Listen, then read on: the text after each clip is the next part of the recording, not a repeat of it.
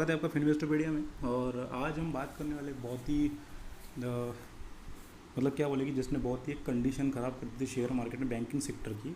ऐसे शेयर के मामले में, लेकिन ऐसे शेयर में भी कमाई कहाँ पर हो सकती है, थोड़ा बहुत हम उसके बारे में भी देखेंगे और डिस्कशन करेंगे। हालांकि यस बैंक के बारे में आज हम बात करने वाले गाइस। और यस बैंक का जो शेयर है ना, मतलब पहले बहुत ही आसमान की ऊंचाइयों पर छू रहा था, और बीच में क्या हो गया था ना कि जो बैंकिंग की न्यूज़ आई थी, इनके जो हेड थे उन्होंने क्या किया था कि लोन जो था वो कुछ कॉरपोरेट्स को इन्होंने दे दिया था। हालांकि वो जो लोन था वो रिस्की था और अच्छी, मतलब 1000 करोड़ों में लोन उनको दिया था, इसलिए कि ज़्यादा इंटरेस्ट हमको वहाँ से मिलेगा या फिर कुछ भी चीज़ें, मतलब उस हिसाब से दिया था। तो उसमें क्या हो गया था कि वो लोन जब डिफ़ॉल्ट करने लग गए, तब यस बैंक की मतलब बहुत ही गंदी तरीके से बैंड बजी गई। और बैंड मतलब ऐसी बजी कि as like an Yes Bank default ही करने लग गया। तो गाइज कभी मतलब प्राइवेट सेक्टर की बैंक है यस बैंक, और भारत की अच्छी खासी परफॉर्म कर रही थी, लेकिन इन्होंने मतलब जो हिसाब से उसको फिर हैंडल किया एमडी और सीईओ ने, वो गाइज बहुत ही लथार्जिक था। ऐसा मतलब नहीं करना चाहिए था, बहुत ही सोच समझ के काम करना है बैंकिंग सेक्टर में। और आरबीआई ने जो है उसके बाद में काफ़ी सारे सैंक्शंस लगाए यस बैंक के ऊपर। एंड देख सकते हैं आप कि मतलब प्राइस फिर क्या लेवल पर और कैसे परफॉर्म करने लगा। तो भाई आरबीआई ने बहुत सारे सैंक्शंस लगा दिए। तो उसके बाद में एसबीआई ही ऐसा बैंक था जो आगे बढ़कर आया था कि उसने यस बैंक को that we will do something with it, मतलब उसमें उन्होंने अच्छा खासा 3-4 हज़ार करोड़ का कुछ इन्वेस्टमेंट किया था एसबीआई ने यस बैंक में, और फिर अच्छी तरीके से इनको संभालने की कोशिश की थी। तो गाइज ऐसे रहा है। थोड़ा बहुत हम इसकी मार्केट कैपिटलाइजेशन के बारे में बात करें तो अभी भी 52,000 करोड़ रुपीज़ का मार्केट कैपिटलाइजेशन है यस बैंक का।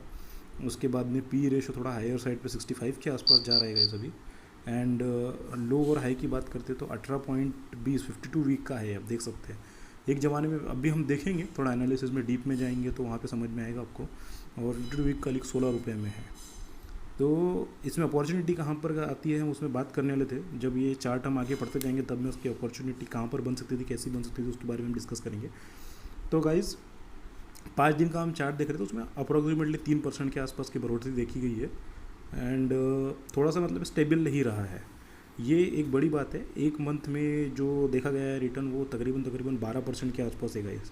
तो ऐसी जगह पर इसमें क्या है ना कि जब वो स्टॉक मतलब पूरा एक बर्बादी की तरफ चला गया था, आई थिंक उसके पहले हमने बात की थी वोडाफोन आइडिया की, वो भी शेयर हम देखेंगे आने वाले समय में। क्या होता है पूरा बर्बादी की तरफ चला गया एकदम अपने डाउन सर पे। अगर इसको जब छोटा सा भी रिलीफ मिलता है ना, ऐसी कुछ आपको न्यूज़ मिल रही है या फिर आपको ऐसा कुछ कंफर्मेशन कहीं से मिल रहा है कि दैट ये कंपनी इसमें इन्वेस्ट करने वाली है, तो एक छोटा रिस्क ऐसी कंपनीज़ के बीच में लिया जा सकता है। आई थिंक इसकी ट्रेडिंग भी हॉल्ट हुई होगी जब यस बैंक डिफ़ॉल्ट कर गया था तब। लेकिन उसके बाद में जब आरबीआई ने इसको हाथ में लिया, 1-1.5 महीने बैठा इसके ऊपर ब्रेनस्टॉर्मिंग की, एंड देन उसके बाद में उन्होंने बात किया, एसबीआई आगे बढ़कर आई और एसबीआई की जैसी न्यूज़ है कि SBI is going to invest in Yes Bank. तो भाई वहाँ से फिर शेयर ने थोड़ा सा अच्छा परफॉर्मेंस किया। अभी देखते हैं हम बात करें ऐसा अच्छा परफॉर्म तो हम बोलेंगे नहीं, ये थोड़ा थोड़ा मैं आगे बढ़ते जाऊँगा तब ये सारी चीज़ों के बारे में बोलूँगा। तो 12% इज़ अ गुड ट्रेडिंग और स्विंग ट्रेडिंग के हिसाब से अगर कोई इंसान बना के यहाँ पर निकलता है तो बहुत ही अच्छी बात है। 6 महीने में हम देख सकते हो तो कुछ भी ग्रोथ यहाँ पर नज़र नहीं आ रही है, लेकिन ट्रेडिंग परस्पेक्टिव से आप देख सकते हैं जैसे 16.45 पे यहाँ पर है, तो उसके बाद में कुछ ही समय के बाद में with in a months time जो है 18.30 पर गया। फिर उसके बाद में नीचे आकर गिर गया, कहाँ तक गिर गया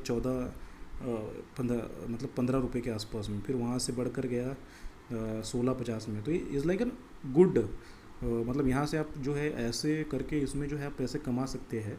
लेकिन गाइस यहाँ पे रिस्क फैक्टर बना हुआ रहता है। मतलब ये एक बात मैं कहना ही चाहूँगा यहाँ पर आपसे कि आप देख सकते हैं कि फिर 5 दिसंबर के बाद में जो था, 5 दिसंबर को कहीं ना कहीं प्राइस है 17 रुपये पे, फिर चला गया 21 रुपये पे, 21 नहीं 24 रुपये पे, है ना। 17 से 24 रुपये पे जाना इज़ लाइक एन ऑलमोस्ट कितने रुपये पे जा रहा है, मतलब जो है 4 और 3 7 रुपये की ग्रोथ ले रहा है।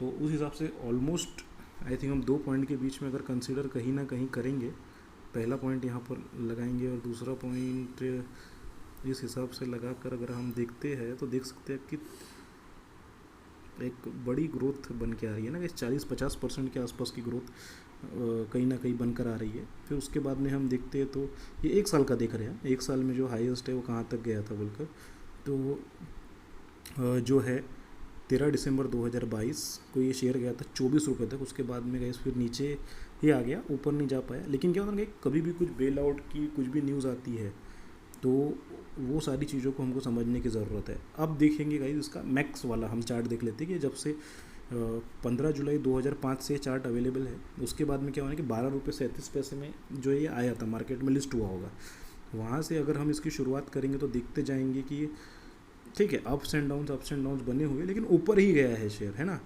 उसके बाद में गाइस यहाँ देख सकते हैं कि 165 रुपये फिर नीचे आया।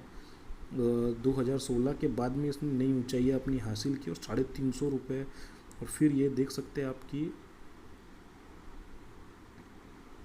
ऑलमोस्ट 400 रुपये के आसपास शेयर गया, 400 रुपये भी टच कर ही लिया होगा। उसके बाद में जो गिरा है ये शेयर गाइस, मतलब गिरते गिरते आकर सीधा बैठ ही गया है ये 166। फिर अब जाने की इसने कोशिश की, लेकिन आई थिंक यहाँ पर है ना वो सारी बातें आई गई होंगी कि इसमें जो है डिफ़ॉल्ट्स कर रहा है ये सारी चीज़ें। तो कोरोना के पहले ही भैया ये कंपनी को कोरोना लग गया था।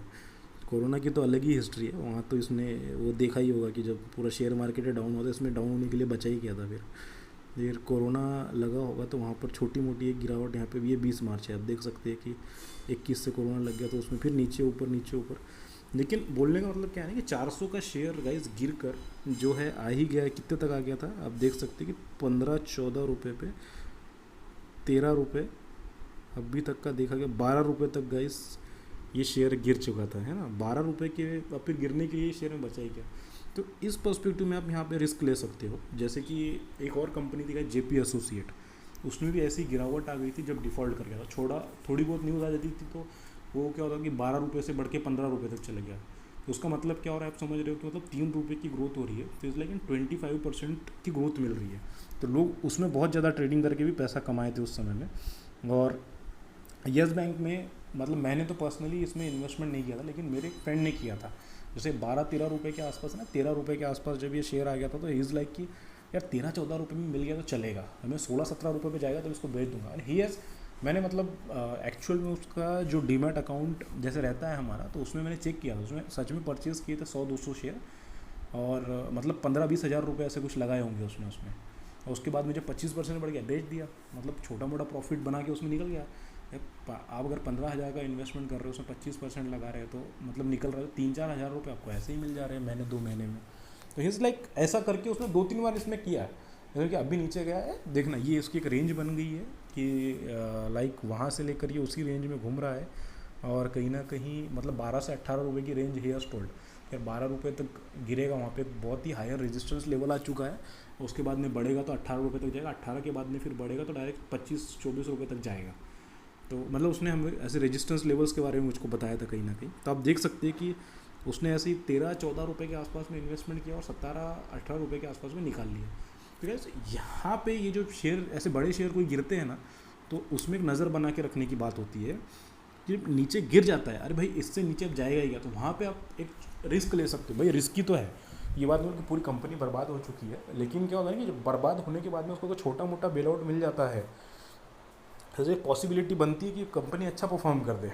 हाँ बट ऐसा नहीं है कि भैया मतलब 10 रुपये पे 400 रुपये से 10 रुपये पे गिर गया तो अगले दिन उठ के 150-200 रुपये पे चले जाएगा। इस लाइक कि 10 रुपये का शेयर पॉसिबिलिटी होती है कि 15-20 रुपये तक आराम से जा सकता है, 15-20 रुपये तक, ऐसा ज़्यादा वाली बात नहीं हो रही। जैसे अभी ये 12 रुपये पे गिरा तो इसे पॉसिबिलिटी कि 18-20 रुपये तक रिबाउंड कर सकता है, तो वो एक अपॉर्चुनिटी बनती है ऐसे शेयर्स में। तो यहाँ पर आपको ध्यान रखना चाहिए ऐसे शेयर्स पे। जैसे अभी बहुत सारी कंपनीज है जिनके मैं एग्जांपल देते बढ़ेंगे तो बहुत लंबी वीडियो हो जाएगी, लेकिन यस बैंक है, बैंकिंग सिस्टम है, इसको एसबीआई का सपोर्ट पीछे से हासिल है, तो आप भी नज़र बना के रखिएगा। और काइंड ऑफ अगर किसी और शेयर में इस प्रकार की हरकत होती है, मतलब कोई बैंकरप्ट या काइंड ऑफ ऐसा होता है, उसमें ट्रेडिंग का सेशन खुला हुआ है, तो एक छोटा रिस्क आप लेकर देख सकते हैं गाइस। तो ऐसे यस बैंक के बारे में थोड़ा पढ़िएगा, समझिएगा क्यों होता है, क्या होती है सारी चीज़ें, एंड देन आप थोड़ा सा रिस्क लेने के बारे में या सोच समझ कर इसमें ट्रेडिंग करिए, लॉन्ग टर्म इन्वेस्टमेंट मत करिए, है ना। ट्रेडिंग आप कर सकते हैं इसमें, जैसा 1-2 महीने के हिसाब से आप ट्रेडिंग इसमें कर लेंगे, छोटा मोटा प्रॉफिट अपना 10-15%, 20-25-40% भी आप बना सकते हैं। अभी तो मैंने दिखाया आपको कि 40-50% का ऐसा एक 17 रुपये से लेकर 24 रुपये तक जंप किया होगा, तो ऐसा आप एक फिक्स 20-25% बनाकर इससे बाहर निकल जाइए अगर बन रहे आपके तो that is the thing guys. आज हमने यस बैंक के बारे में सीखा है, आने वाले समय में और भी अच्छे वीडियोस आपके साथ में हम शेयर करेंगे, अच्छे वीडियोस बनाएंगे, तब तक बने रहिए हमारे साथ में, और भी अच्छे और एकदम तो वीडियो आने वाले टाइम में हम बनाने वाले हैं। तो चैनल को लाइक करिए, सब्सक्राइब करिए और बने रहिए हमारे साथ में फिनवेस्टोपीडिया पर। मिलते हैं गाइस अगले वीडियो में, तब तक के लिए अपना बहुत ख्याल रखिए। Thank you so much guys.